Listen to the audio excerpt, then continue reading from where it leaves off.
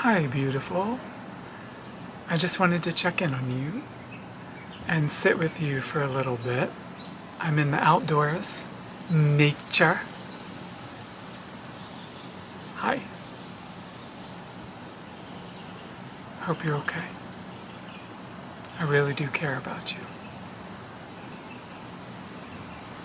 Hey kids!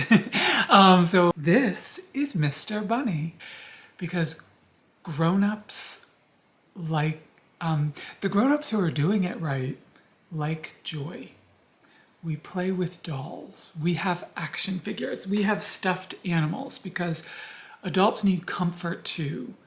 And if anybody ever wants you to grow up out of liking the things you like, or, you know, you're gonna get mature and that means not having fun or joy, that's not a nice person. Don't ever be ashamed about liking what you like.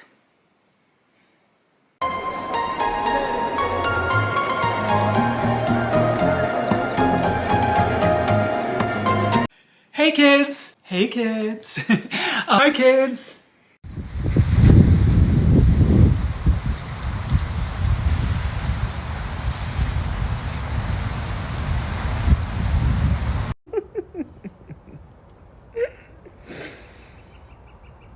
This is why we need men.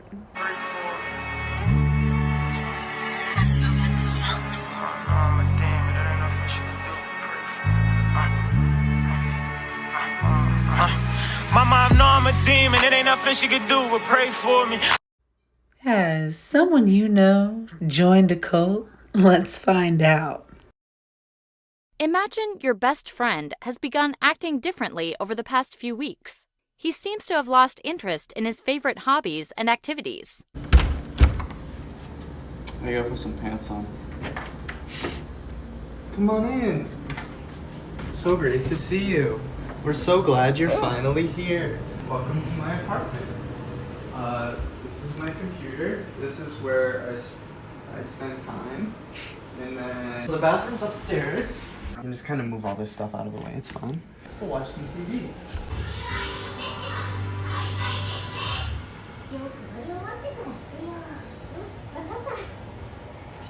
Not during Love Live. Your friend also seems to be obsessed with new ideas and activities. Realize you were trans. See, this is probably by far the most frequently asked question. Well, I don't know. There wasn't one specific moment that made me realize, oh my god, I'm trans. But the main point that triggered everything was probably watching trans guys on YouTube transitioning and becoming their authentic self, their authentic self, their authentic self, their authentic self. And me being like, I really want that too, but can I? And eventually I was like, yeah, you know what? I can. Let's do this. So you ask what's going on. Your friend explains that he has just joined a new group where there is a close sense of community. Ever since you were a kid, you've been on red alert, orange alert, constantly on edge, looking to be safe. If you need a new family, if you need a family that respects your deepest truth, that listens to you, that celebrates you, that doesn't mercilessly make fun of you as as the glue that holds the family together. It's safe inside this video with me.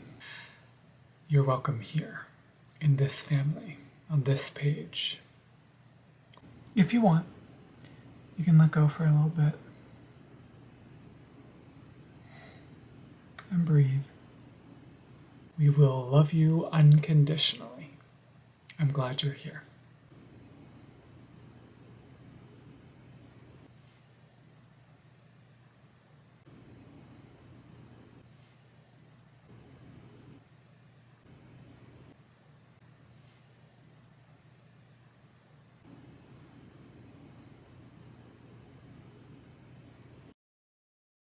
Is this a vast community, a small community? Is there? Can we put a number on it?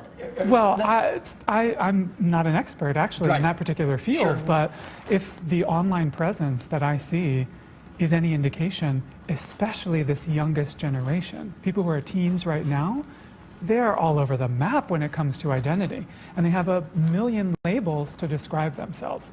And to me, it's a beautiful thing. It's a religious sort of group, but one whose ideas are markedly different from any other religious group you've heard of. So this is what transgender means. So this is a cis female. Her sex is female, and so is her brain. And this is a cis male, so his sex is male and so is his brain. But when you're transgender, your brain does not match your body. This is a great question. Being gender fluid, I believe that gender is a construct. I don't subscribe to the idea that I have to be male or female. So, like this girl, she's stuck in a male's body, but her brain is female. So, using things like hormones and stuff, you would want to transition. And you can also get surgeries as well to make you feel more comfortable in your own skin. I like to move between, sometimes depending on the day, sometimes multiple times in a day. This isn't all about the way I dress, but sometimes it does manifest itself that way. So now she's going to transition. So that way her body and her brain match, which will make her happy. There she is, using she, her pronouns. It's sort of like this for a transgender male, except for you will be stuck in a female's body, so your sex will be female, but your gender is male, because your gender is like what's in your brain. So again, you don't want that. There he is, he's sad. So you'd want to transition, so then your body and brain will match. So there he is, now he, him, and that's the trans flag. It's not so much of an external presentation as it is an internal feeling. And it is so freeing for me. I grew up identifying as female and was often seen as odd or strange if I was exerting kind of masculine traits, or if I felt masculine in a day, I kind of really had to like enclose that somewhere and store it deep inside. But now, because there's more gender fluid visibility, it's just a really safe place to live for me. I'm transgender. What's that? Sander. Trans folks are people who don't identify with the gender they were assigned at birth. Oh, okay. So you are a woman? No, I'm still a man. I just was assigned female at birth, and turns out that was incorrect. What about me? So if you identify with what you were assigned at birth, that would make you cisgender. That makes sense. I was assigned male at birth and identify as male, so I'm cisgender. Right, and I'm transgender. And we are both men. That makes sense. That makes sense. That makes sense. That makes sense. Your friend also can't stop talking about the group's leader. How wonderful he or she is. Hey, this video is for Jeffrey Marsh. Such Jeffrey, I think you are amazing. I have a son who is transgender, and you enlighten people, you love people, you're calm, you're kind. Sometimes, Jeffrey, you're just silent.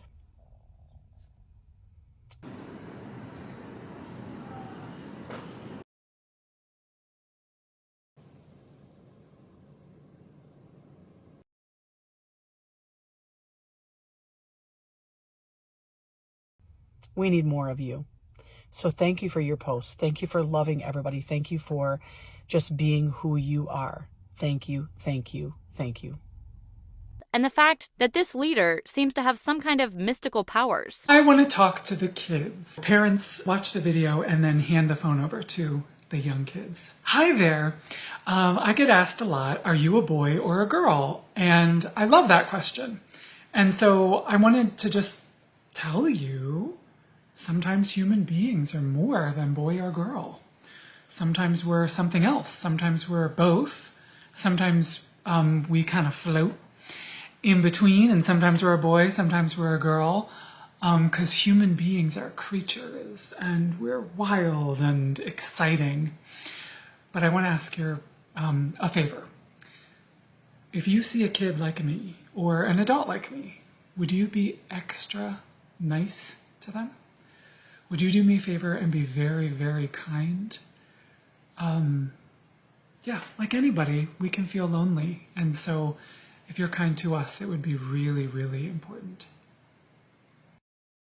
At this point, you begin to realize that your friend has possibly joined a cult. Into the right place. I guarantee that by the end of this video, you're gonna have a better understanding of your gender and or sexuality, or just go into full-on gender or sexuality crisis mode like I did. So here's your warning. No, but actually, like, if you're not ready for a gender or sexuality crisis, just click off the video. And if you don't have any type of crisis after watching this video, comment below, because I want to know. Here's the thing, straight out of the gate, I'm not gonna waste any time. This is gonna be a short video. At the beginning of 2021, I was a confident cishet woman straight my whole life, and now at the beginning of 2022 I am a confident genderqueer lesbian. So trust me, I've been through the process of being confused, googling hours on end. I went through the entire process of being straight to bi-curious to pan.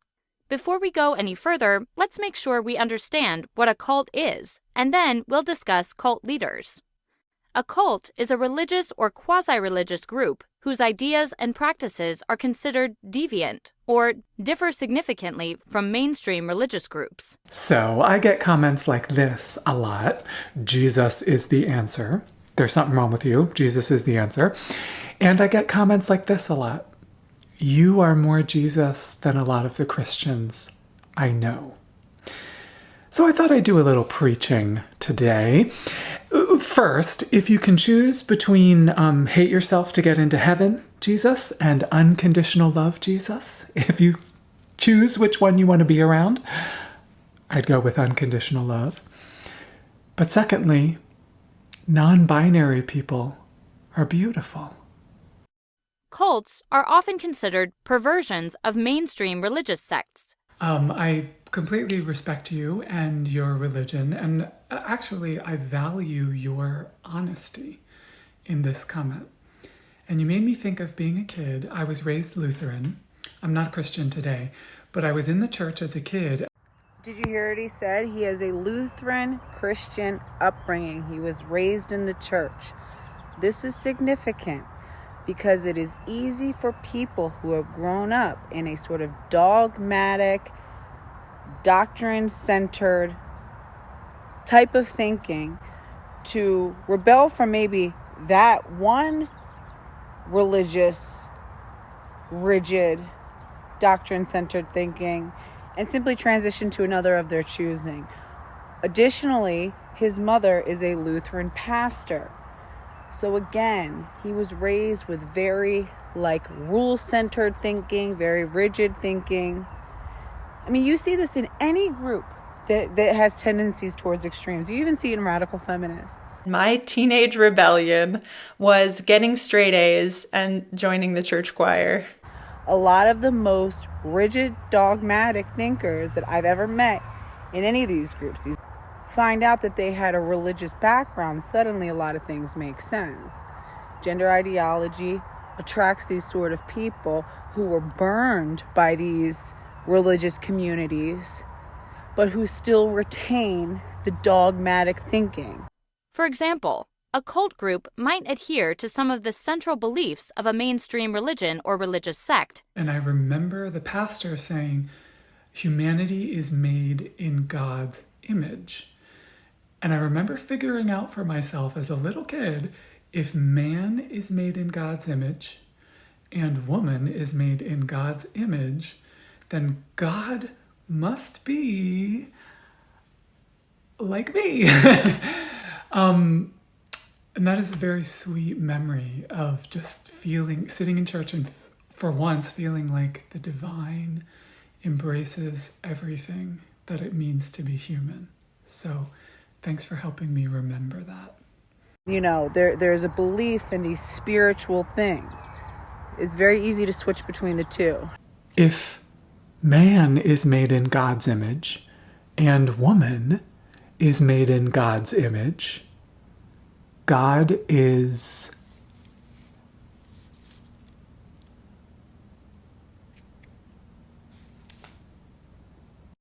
but then add its own bizarre or unusual teachings.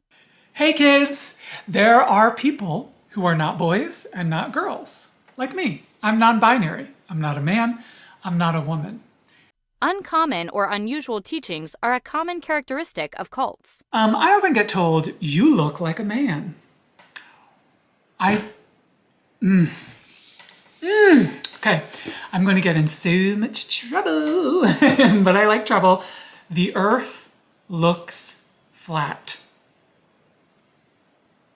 What do you want me to do? What would you like me to do? The earth looks flat. It is not. I look like a man. I'm not one. What? Okay, notice the really bizarre and telltale male pattern aggression that you can just feel seething and bubbling below the surface. He scares me, and you can see it in the tension in his face. You can see it in the way he clenches himself. I see very much like somebody who could do like violence. I see violence in him. This is the part where we hold a boundary. It will seem unkind, but it's very kind. When are you going to grow up? When are you going to trust the experience and the human dignity of people like me? And as a woman who has dealt with violent men, I'm pretty good now at picking up the signs. And in him, I don't see that in like Dylan Mulvaney. Dylan's, you know, he's just like a noodle. Model. This is the person that made You're me my role model. No, You you're my can't role say that. model. No. You inspired me to start making content. And Okay. so accept that. Yes, Okay. I accept it. This is Jeffrey Marsh. Will you accept that you're an inspiration? And I love you very much. Fine, thank you. I love you very much. I have a little gift for you. My signature little sunglasses. Hi. Hi. This is Jeffrey. What are your pronouns? They, them. Okay, I'm she, they. And I wanted to know, as a non... Okay, watch Jeffrey's face. Just watch his mannerism. He'll crack his mask every once in a while. The mask will slip. And I wanted to know, as a And you just see an aggressiveness, a very masculine, predatorial aggressiveness. Binary human, do you have any relationship to the concept of girlhood? I absolutely do. I find girlhood to be inspiring. There are a lot of human beings who are girls who transcend what their gender is supposed to be. Yes. And that to me is something I draw strength from and excitement from. Absolutely. I like Dylan Mulvaney. Dylan's, you know, he's just like a noodle. But Jeffrey has the capacity for violence. Mark my words. And the human dignity of people like me. I look like a man to you.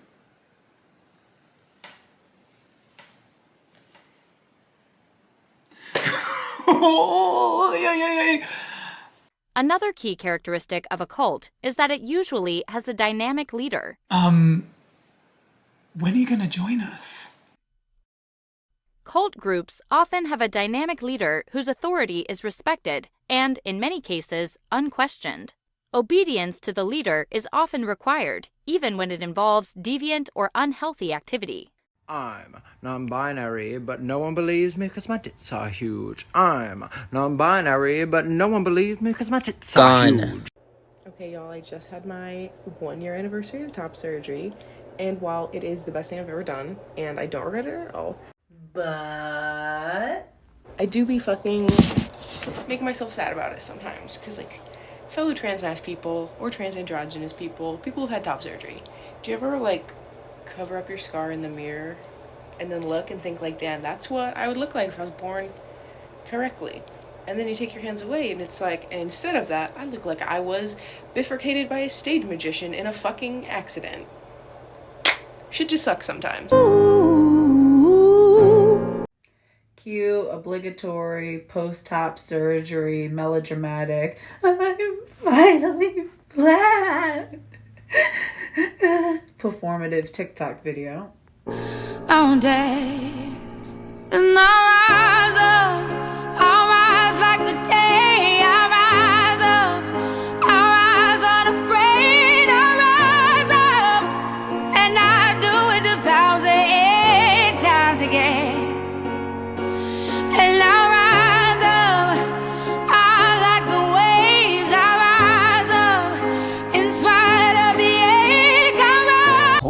Fucking smokes, dude. My cut is insane. Shout out to my barber, dog. Ready? If I hurt you, you tell me stop, okay? Cut them titties off, cause I'm trying to yeet 'em. AM to the PM, double did 'em, don't need 'em. For example, a cult leader might require that all female members be required to have sex with him. Jeffrey Marsh. Who is he? Why is he? How is he culturally significant? What does he have to do with the trans and queer movement? Why he's worth talking about? And what I believe is the real root and messaging that he stands on. Jeffrey Marsh, frenemy of Dylan Mulvaney and co-sponsor of menstrual products, totally know what we want in a sponsorship. From Jeffrey's dystopian partnership with a menstrual product company. Says trans men have periods, women and non-binary people have periods. Periods are for people. This is a hashtag advertisement because I believe in This Is L and the Fluid Project. They are partnering together to celebrate and spotlight the diversity of who and how people experience periods. At Love Begins with L is working with at the Fluid Project to make the deserved space for voices, experiences, needs, and concerns of all people with periods. They decided to work with me so that people, regardless of gender identity, can feel seen, respected, and included. I know trans people struggle with this at work, in public spaces, and even at home. And L believes access to quality period care is a fundamental right for everybody, including males, apparently, right? And every purchase of L makes one period of care product accessible to someone around the world who needs it. Does that include males? Jeffrey, I wonder. Don't miss L's live discussion with the Fluid Project on November 18th at 11. This was from 2020. We've got to let these people know this is not okay. This man doesn't need periods. Stop it.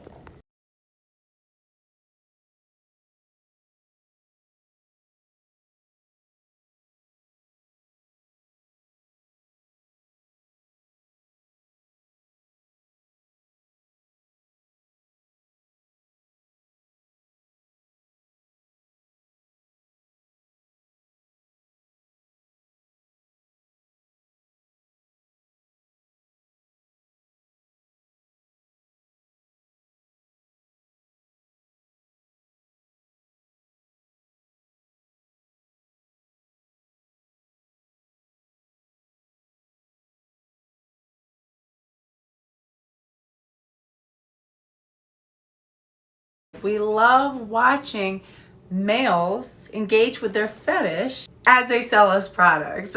Wonderful. Excellent. Whoever was on that sort of marketing team, give them a raise. They nailed it. We must tell these companies what we think about them using men who have a sexual fetish or some sort of deviancy, who make a mockery out of womanhood to eliminate female spaces in society. Let them know how you feel.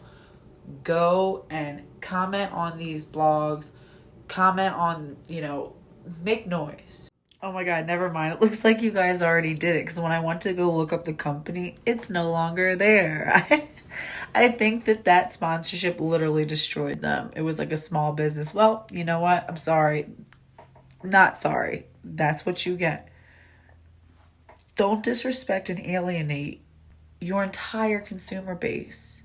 Something that is so, that we've really suffered from. And if you haven't yet, watch my video on trans women get periods too and more insane clown claims that talks all about this. We've got to push back. It's the beauty of a free market. Our values can rise to the top if we work together collectively. And here's a successful example of this concept in action. This summer, 4 Children Instagram page, Crayola, the crayon company, released an image of what I found out was a female with a full beard wearing fetish gear, leather pants, leather heels, and a chain link bustier or brassiere. Is a trans identifying female. So again, another transgender person being pushed on Crayola's main page. Insane marketing campaign, of course, to pander to Pride Month. Totally unacceptable.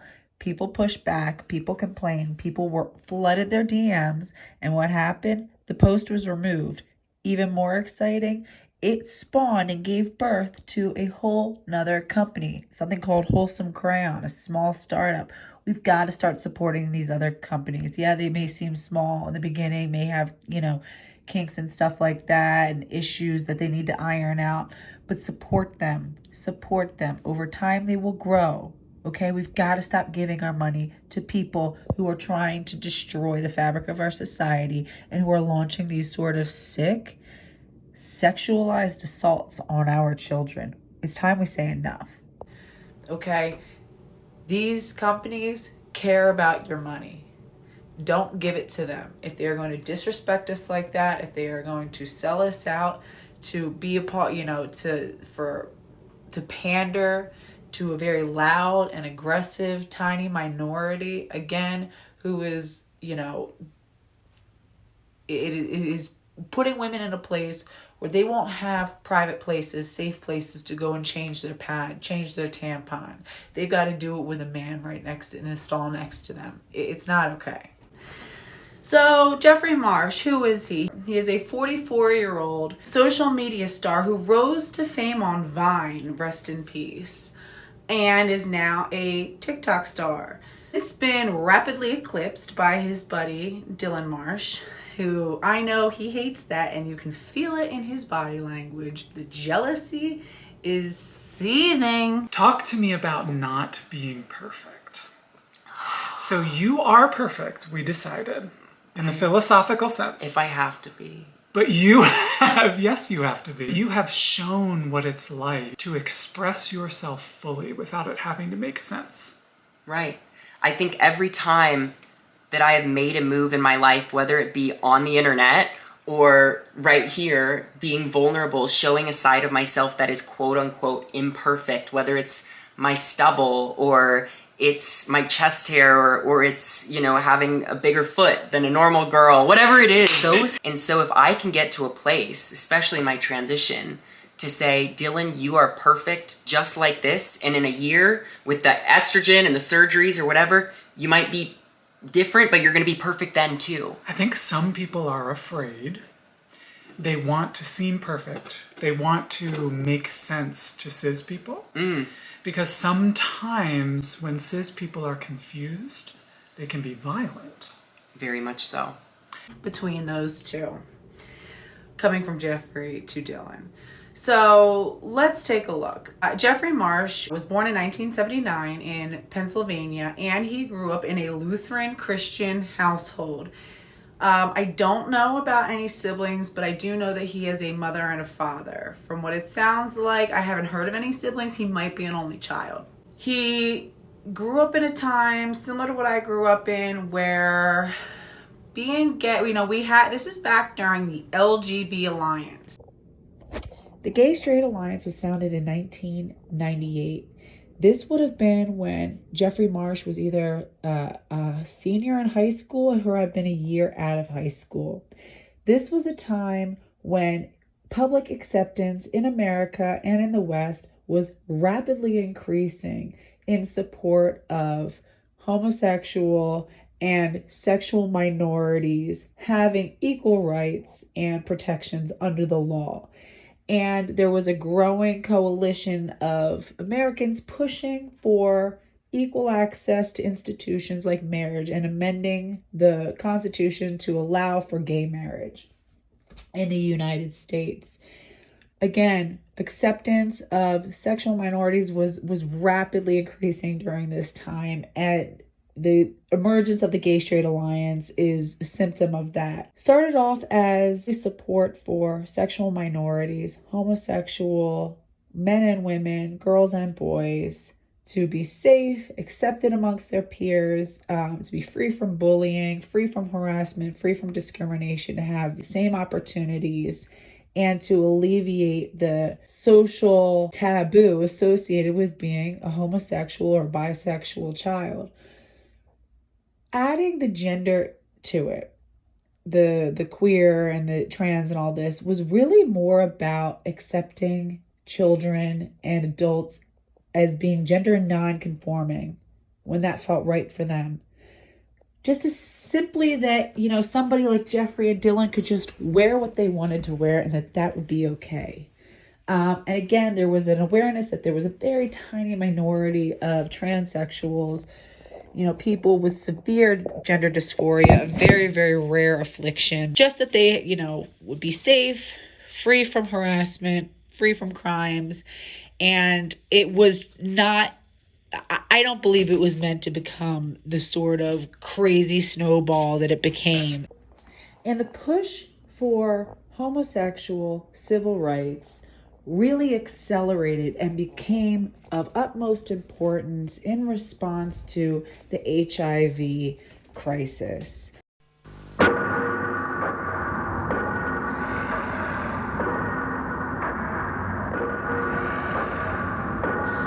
At first, only gays and IV drug users were being killed by AIDS. But now we know every one of us could be devastated by it. The fact is, over 50,000 men, women, and children now carry the AIDS virus. That in 3 years, nearly 2,000 of us will be dead.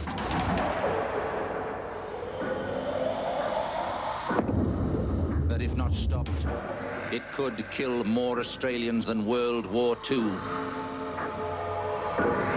But AIDS can be stopped, and you can help stop it. If you have sex, have just one safe partner, or always use condoms. Always.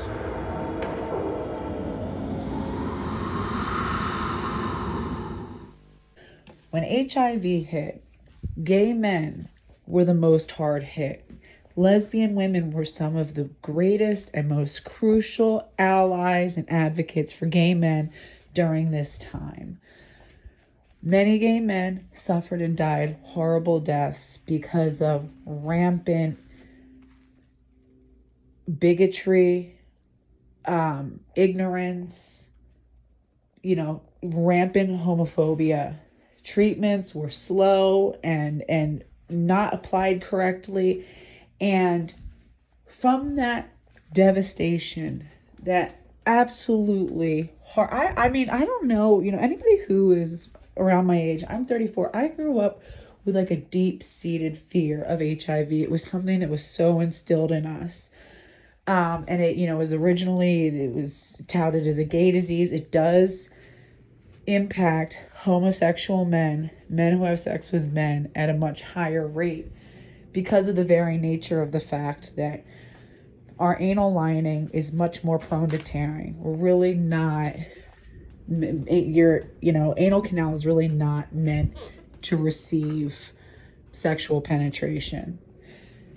The vaginal walls have about 7 layers of protective mucosa and skin that protects against infection, something that the anal lining doesn't have, which is why receptive sex anally is far more susceptible to infection.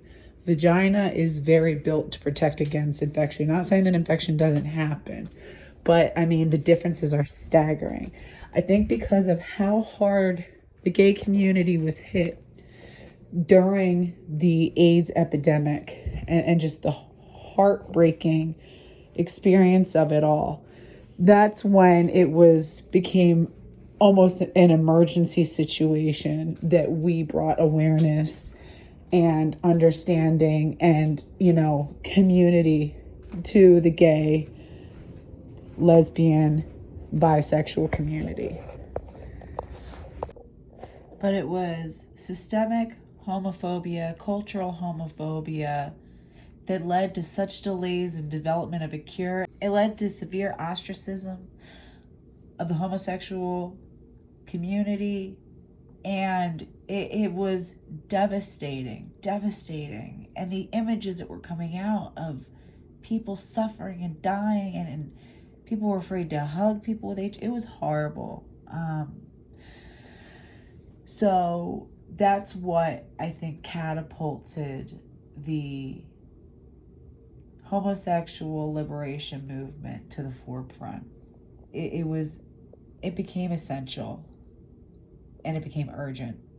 Jeffrey Marsh, he grew up in a time similar to what I grew up in back when lesbian, gay, bisexual, those were all the letters. It's clear that there is toxic masculinity and rigid gender roles is what he grew up in. Hello, I'm non-binary.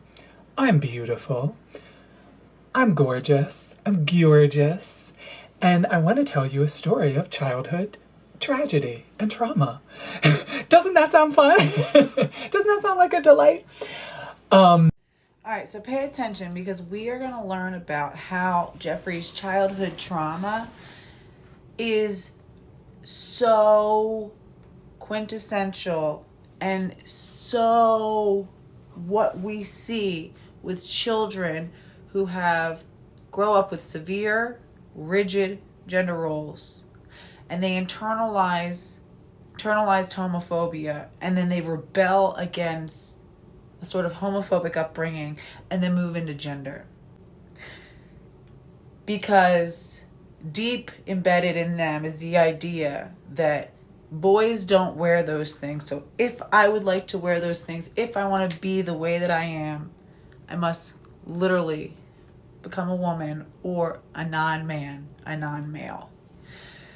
This is an important distinction, and this is why swinging into, a reactionary back to a super conservative mindset is only going to bring us back here again in the future. So to protect, we put in place a movement, but then the movement swung us, and then it went into this, and we need to really take a look at where we came from, how we got there, to make sure that this doesn't keep cycling and happening over and over and over again. If you're new to the channel, you know that my parents tried everything, including violence, to get me not to be so this way. And, problem with Jeffrey Marsh is that, yes, while he was a victim, he is 44 years old. He needs to work through that trauma. I've had serious trauma. At a certain point, you've got to take responsibility for your life. And highly traumatized people with unresolved trauma are not exactly the best people to be taking parenting and life advice from. I talk several times on the channel about working through all that stuff and what it's like. And one of the most wonderful things that happens is parents use my videos so that they don't visit on their children what happened to me. You can see how much he still carries resentment and anger, and again, it radicalizes us. It radicalizes us. So that's why you be careful if you have gay kids, gender non-conforming kids. Be careful because you can radicalize them the opposite way. Okay? It doesn't mean you need to go out and start getting them into a gender clinic. Just take a deep breath. Kids are going to be okay. Keep them safe. Don't let them permanently alter their bodies. Get them off the internet. Don't let these crazy influences capitalize off of their sexuality and capitalize off of your rejection. Okay? Don't turn your kids into another Jeffrey Marsh. I wanted to tell you a little tiny story about how I shaved my legs for the first time. I was around 16. I shaved my legs for the first time. I used a disposable bic, single blade, only one of them, to go from completely hair-filled teenager to hairy teenager to, from hip to ankle, because I had to express my gender, from hip to ankle, hairless, trying. And so it took a very long time. And a couple times throughout, my dad pounded on the door and was like, something's going on in there. And I was like, nothing, with several eyes, nothing. My dad went ballistic. So I came out and I had, I'm sure, patches of hair and like nicks, little bits of blood going down my legs, right? Probably looked a fright, but I was so happy. And I stepped out and my dad went ballistic. And he was wearing his class ring and he hit me and it, you know, made a mark. It was not good. And I ran away.